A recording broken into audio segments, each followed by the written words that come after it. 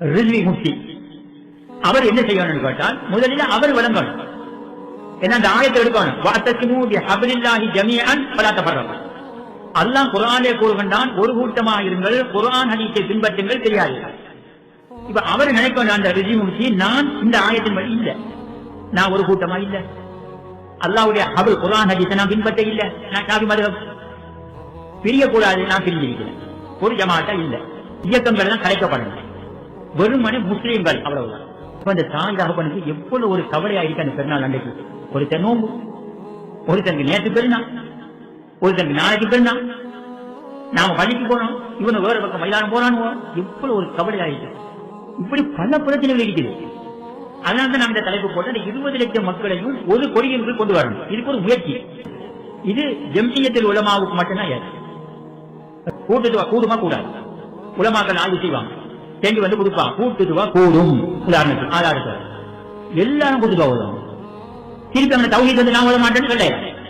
அல்லாஹ்வுடைய இந்த இஸ்லாமிய மார்க்கத்தை தூய வடிவில் எவ்வித கலப்படமும் இன்றி அது குர்ஆனையும் சுன்னாவையும் ஆதாரமாக கொண்டு மக்களுக்கு தெளிவுபடுத்த வேண்டும் என்ற ஒரு முயற்சி தான் இது.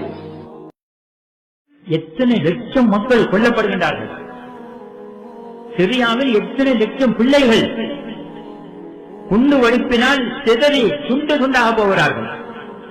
எத்தனை ஆண்கள் பெண்கள் மெண்டல் பைத்தியம் பிடித்திருக்கின்றார்கள். கண் முன்னால் பிள்ளைகள் கொல்லப்படுகின்றார்கள். இப்படி உலகத்திலே நடக்கின்றது. அதற்கு என்ன தீர்வு, அதை நாம் பிறகு வகுப்போம் இன்ஷா அல்லாஹ்.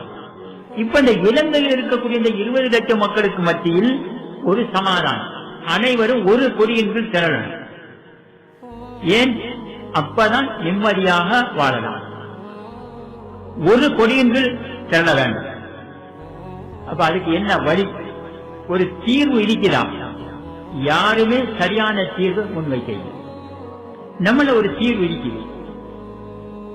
இப்ப பாருங்க, ஒரு வீட்டுல கண்ணீர் வடிக்கப்படுது. இப்ப இலங்கையில இந்த பிரிவுகளினால எப்படி பெருநாள் வந்து பிற கண்டாய் நீ சாப்பாடு ஆட்டி பலகாரம் செஞ்சு புது உடுப்பு விடுப்பு எல்லாம் கொண்டு வந்து உடுத்தி வீட்டு சந்தோஷம் தாயாக பண்ண ஒரு 7-8 பிள்ளைகள் எல்லாரையும் அப்படி வச்சு உடுப்பு உடுத்தி பெருநாளைக்கு தொழுகைக்கு கூட்டி போகணும், ஒரு மகிழ்ச்சி.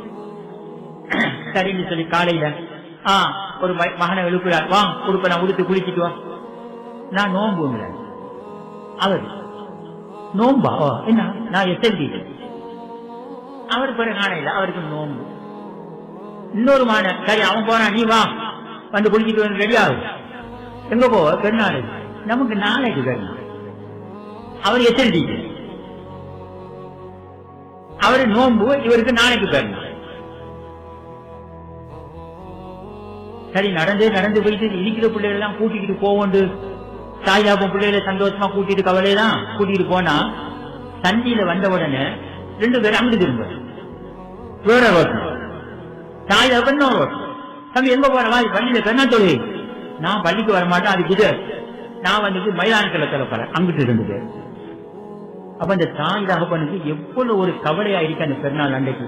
ஒருத்தர் நோம்பு, ஒருத்தருக்கு நேற்று பெருநாள், ஒருத்தருக்கு நாளைக்கு பெருநாள், நாம பள்ளிக்கு போனோம், இவனு வேற பக்கம் மைதானம் போறானுவோ, எவ்வளவு ஒரு கவலையா இருக்கு. இப்படி பல பிரச்சனைகள் இருக்குது. அதனால்தான் நாம் இந்த தலைப்பு போட்டு அந்த 20 லட்சம் மக்களையும் ஒரு கொடியின் கீழ் கொண்டு வரணும். இதுக்கு ஒரு முயற்சி. அல்லாஹ் நாடுனா இன்ஷா அல்லாஹ் நடக்கும். அப்ப என்ன தீர்வு என்று சொன்னா, நம்மள ஒரு தீர்வு இருக்கு. இந்த 73 இலங்கையில் ஒரு 15 பிரிவு மட்டும் இருக்குன்னு நினைக்கிறேன். இந்த தலைவர்களை முதலில் ஒண்ணு சேர்க்கணும். யாரு சேர்க்கிறது? இந்த இயக்க தலைவர்களுக்கு நான் கடிதம் அனுப்புறோம். நாங்க ஜமாஅத்துல் முஸ்லிமீனால இங்க நான் அனுப்புறோம், எல்லாரும் வாங்க கொஞ்சம் கதைக்கணும், வரமாட்டாங்க. ஜமாஅத்தை இஸ்லாம் ஹஜ்ஜுல் அக்பர் மூலம் கடிதம் அனுப்புற இயக்க தலைவர்கள் எல்லாரும் வாங்க, ஒரு கூட்டம் போடுவோம், வரமாட்டாங்க. பரவாதனி சித்திக் ஹாஜர் அனுப்புறார், வரமாட்டாங்க. அப்ப எப்படி உங்களை இந்த சமாதானத்துக்கு ஒன்று சேர்க்கிறது? இது ஜம்இய்யத்துல் உலமாவுக்கு மட்டும்தான் ஏற்று. ரிஸ்வி முஃப்தி அவர் என்ன செய்யணும்னு கேட்டால் முதலில் அவர் விளங்கணும். ஏன்னா அந்த ஆயத்தை எடுக்கணும். வஅத்தஸிமு பிஹப்லில்லாஹி ஜமீஅன் வலா தஃபர்ரகு. அல்லாஹ் குர்ஆனிலே கூறுகின்றான், ஒரு கூட்டமாக இருங்கள், குர்ஆன் ஹதீஸை பின்பற்றுங்கள், தெரியாது. இப்ப அவர் நினைப்ப அந்த ரிஜிமுக்கு நான் இந்த ஆயத்தின் வழி இல்லை, நான் ஒரு கூட்டமா இல்ல, அல்லாஹ்வுடைய ஹபுல் குர்ஆன் ஹதீஸை நான் பின்பற்ற இல்ல, நான் ஷாஃபி மதுஹப் பிரியக்கூடாது, நான் பிரிஞ்சிருக்கிறேன், ஒரு ஜமாத்தா இல்ல. அப்ப என்ன செய்யணும், நாங்க இந்த 20 எல்லா பிரிவுகளும் 20 லட்சம் மக்களும் ஒண்ணு சேரணும் என்பதை இவர் இந்த ஆயத்தின் மூலம் விளங்கினத்துக்கு பிறகுதான் ஆரம்பித்தாங்க. அப்ப எல்லா பிரிவு தலைவர்களுக்கும் கடிதம் அவர் யார் எல்லாருக்கும் தப்லீக், தௌஹீத், அந்த இயக்கம் இந்த இயக்கம், காரியானிகள், 3 வக்து, ரவுஃப் மௌலவி, முழு பேருக்கும் எல்லாரும் முஸ்லீம் சொல்லிட்டு இருக்கிறாங்க. யாராவது சொல்றாங்க அந்த 73 கூட்டத்தில் நான் காவிரி இல்ல, அனைவரும் தங்களை முஸ்லீம்கள் தான் சொல்லிக் கொண்டிருக்கிறார்கள், ஆனா முஸ்லீம்களாக இல்லை. அல்லாஹ்வுடைய குர்ஆனுக்கு கட்டுப்படவில்லை, ஹதீஸுக்கு கட்டுப்படவில்லை.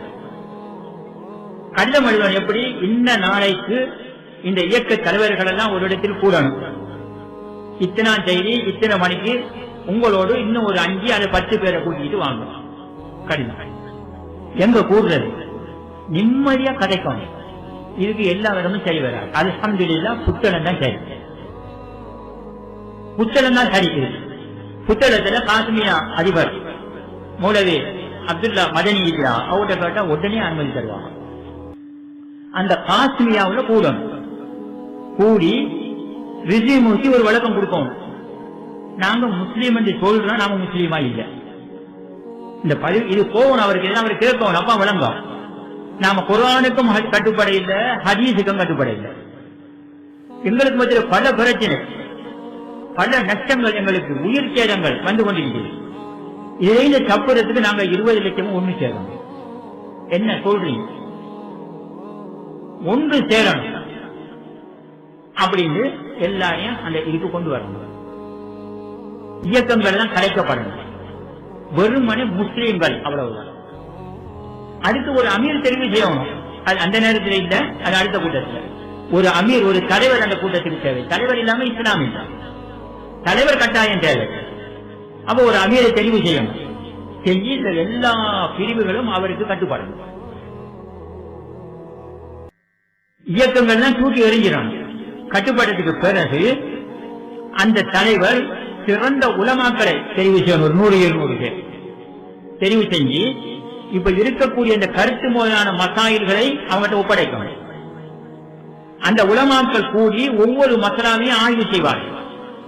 உதாரணமா கூட்டுத்துவா ஈக்குதா இல்லையா, கொடுத்தாரு ஒரு 2 கிழமையில தரணும் தலைவருக்கு.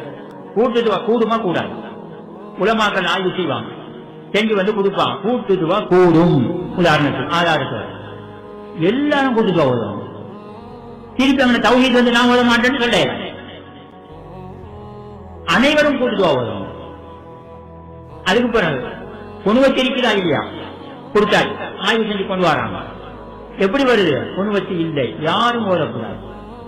அதுபோல தப்லீக தௌஹீத வந்து நான் ஜமாத் இஸ்லாமி வந்து நான் பொண்ணுவத்தி ஓதுவேன் சொல்ல ஏறாது. இப்படி ஒவ்வொரு மசாலாவா ஆய்வு செஞ்சு ஒரு முடிவுக்கு எல்லாரும் வரணும்.